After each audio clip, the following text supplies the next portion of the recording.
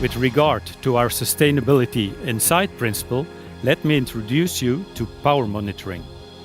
Power monitoring is a unique Picanol feature that visualizes the power and the power consumption of the Connect generation weaving machines. This feature gives you the opportunity to tune your machine in the most energy efficient way without compromising on the productivity or the quality of the fabric. On machines with power monitoring, each machine is equipped with a module built in the BlueBox electronic platform.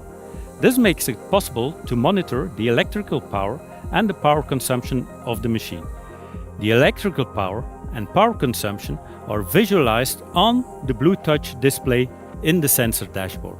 The BlueTouch display also visualizes the average power during a defined time slot chosen by you. With power monitoring, you always know the exact power consumption. It gives you the information you need to make a correct cost calculation of your fabric.